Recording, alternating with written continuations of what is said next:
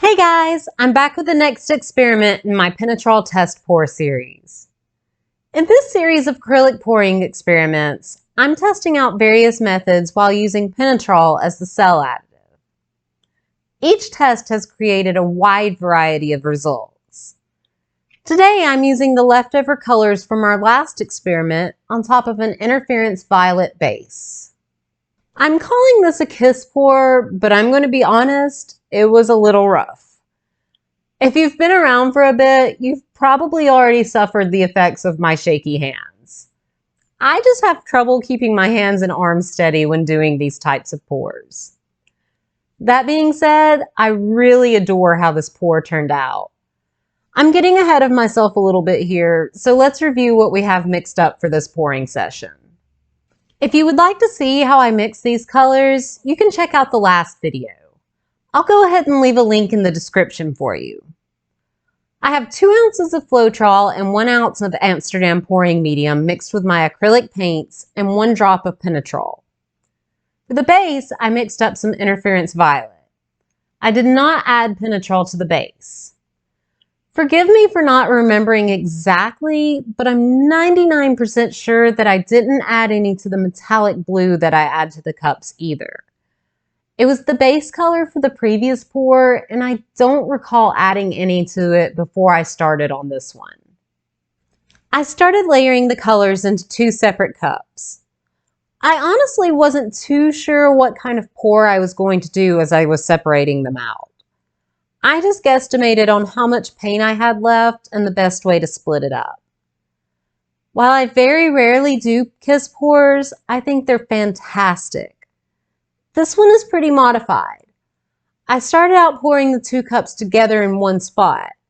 This creates a ring pour-like effect. Since I wasn't keeping it too steady anyways, I decided to travel around the canvas with the cups. I left gaps of the interference violet exposed. Since I'm working on a pre-painted black background, I knew the interference would most likely show up in its violet tones instead of the whiter shades. If you want to know more about interference in mica colors and acrylic pouring, I did a series breaking down how they work and how to mix them properly. I'll leave a link at the end of this video if you want to check it out. Ideally, in a kiss cup pour, you want to pour each cup out at the same rate. While pouring, the streams of paint should meet as they're coming out of the cup. Most of the ones that I've seen just pour directly into one spot to create rings of color. It's a great pour for splitting your colors by tone. You could do light colors in one cup, dark colors in the other, or switch it up and use high contrast colors in each cup. In my case, I layered them in the same order for each. Play around with your layering and division to see what gives you the best results. Also, in hindsight, I would have thinned this mix ever so slightly to make it easier to pour.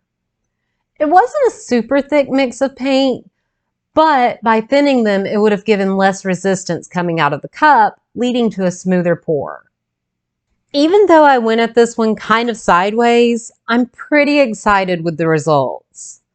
Tons and tons of tiny cells appeared throughout, especially in the ribbons across the canvas. The interference spread out over some of the areas of the ribbons, so you can see ghosts of them underneath the shimmery violet. I also love the areas of lacing the metallic blue over the interference created. All in all, I call it a pretty solid pour. In my next video, I'll be using the Amsterdam and Floetrol mix again. This time, I'll be going with a much higher ratio of the Penetrol. I've got a gorgeous glittery rainbow swipe to share with you guys.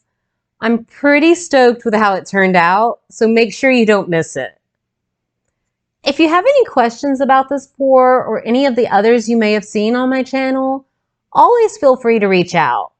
You can leave me a comment below or reach out to me at any of the links in the description. Alright guys, that's going to be it from me this video. I hope you join me for the next experiment. See you guys next time. Bye!